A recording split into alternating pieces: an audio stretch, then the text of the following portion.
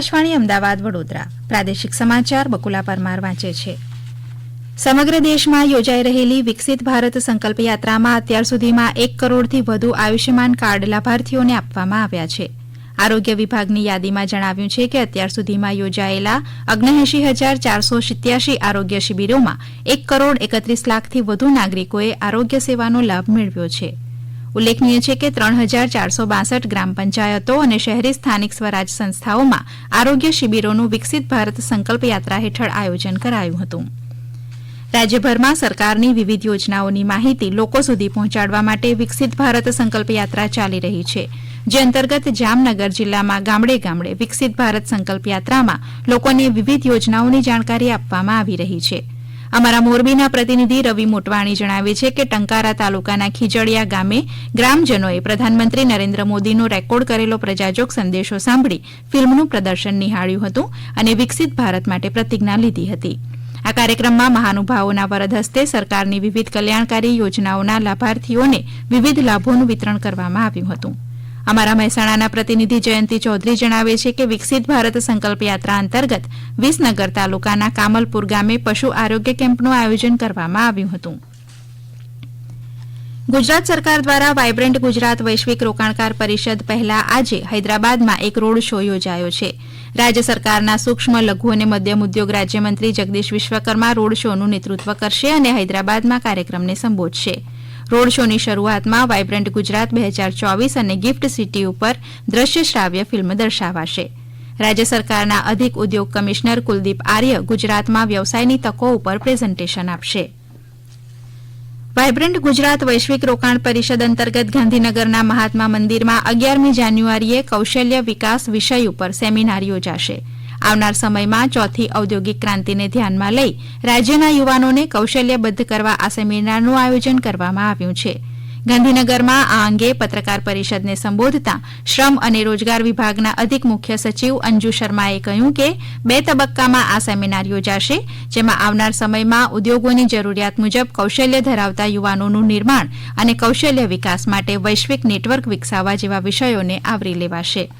પ્રથમ સત્રમાં કેન્દ્રીય કૌશલ્ય વિકાસ રાજ્યમંત્રી રાજીવ ચંદ્રશેખર, રાજ્યના કૌશલ્ય વિકાસ મંત્રી બળવંતસિંહ રાજપૂત, કેન્દ્રીય કૌશલ્ય વિકાસ મંત્રાલયના સચિવ અતુલકુમાર તિવારી ઉપસ્થિત રહેશે. બદલાતી કાર્યપદ્ધતિ અને ભારતના પરિપ્રેક્ષ્યમાં કૌશલ્ય વિકાસ સહિતના વિવિધ મુદ્દાઓ ઉપર ચર્ચાસત્ર પણ યોજાશે. વિકાસ માટે વૈશ્વિક નેટવર્ક વિકસાવવા અંગેના બીજા સત્રમાં શિક્ષણમંત્રી ધર્મેન્દ્ર પ્રધાન ભાગ લેશે.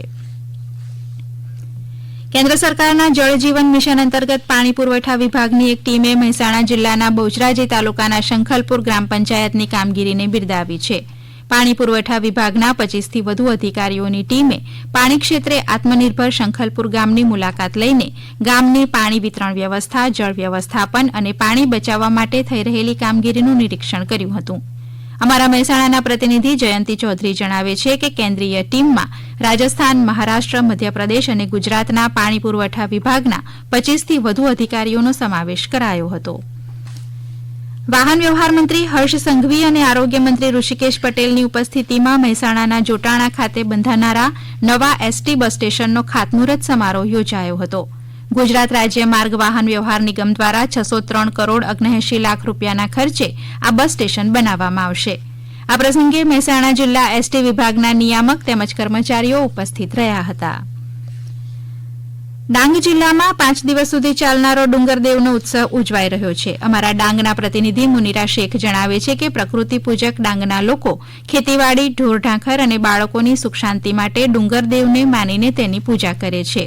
જિલ્લાના સાપુતારાના નવાગામ, આહવા તેમજ કોટંબામાં ડુંગરદેવ પર્વની મહાપૂજા ચાલી રહી છે. ડાંગવાસીઓ રાત્રે ભેગા મળી નાચગાન કરી પૂજા વિધિ કરે છે. સમગ્ર ગુજરાતમાં આજે ગીતા જયંતિ નિમિત્તે ગીતા પારાયણ સહિત વિવિધ કાર્યક્રમોનું આયોજન થઈ રહ્યું છે. અમદાવાદ શહેરમાં આવેલ ગીતા મંદિરમાં આજે ગીતા પૂજન અર્ચન તેમજ ઇસ્કોન મંદિર સહિત વિવિધ મંદિરો અને વેદશાળામાં ગીતા પાઠનું પારાયણ કરવામાં આવી રહ્યું છે. આ ઉપરાંત વિવિધ ધાર્મિક સંસ્થાઓ દ્વારા ભગવદ્ ગીતાને વધુ લોકો સુધી પહોંચાડવાના પ્રયાસો હાથ ધરાયા છે. અમારા બોટાદના પ્રતિનિધિ પ્રકાશ ભીમાણી જણાવે છે કે ગઢડા શહેરમાં છેલ્લા 19 વર્ષથી કાર્યરત ગીતા પાઠશાળા ખાતે જિલ્લાની 56 શાળાઓમાં ભગવદ્ ગીતા આધારિત શ્લોકગાન, નિબંધ લેખન અને વક્તૃત્વ સ્પર્ધાઓ યોજાઈ હતી. પ્રધાનમંત્રી નરેન્દ્ર મોદીએ આ 31મી ડિસેમ્બરે આકાશવાણી ઉપરથી પ્રસારિત થનાર મન કી બાત કાર્યક્રમ માટે દેશના નાગરિકો પાસેથી તેમના વિચારો અને સૂચનો આમંત્રિત કર્યા છે. પ્રધાનમંત્રીએ સોશિયલ મીડિયા પોસ્ટમાં જણાવ્યું છે કે અન્ય મુદ્દાઓની સાથે આ વખતે આપણે ચુસ્ત ભારતનો મુદ્દો આવરીશું. આ મુદ્દાને યુવાનો ખાસ ચાહે છે. તેમણે લોકોને તેમના અભિપ્રાયો નમો એપ ઉપર જણાવવા અનુરોધ કર્યો હતો. આ ઉપરાંત માય જીઓવી ઓપન ફોરમ અથવા ટોલ ફ્રી નંબર 1800117800 ઉપર હિન્દી કે અંગ્રેજીમાં તેમના વિચારો રેકોર્ડ કરાવવા કહ્યું છે. આ ફોન નંબરની લાઇન 29મી ડિસેમ્બર સુધી ખુલ્લી રહેશે. આ સમાચાર આપ આકાશવાણીના અમદાવાદ વડોદરા કેન્દ્ર પરથી સાંભળી રહ્યા છો. વધુ સમાચાર આપ અમારી વેબસાઇટ newsonair.gov.in/gujarati ઉપર વાંચી શકશો.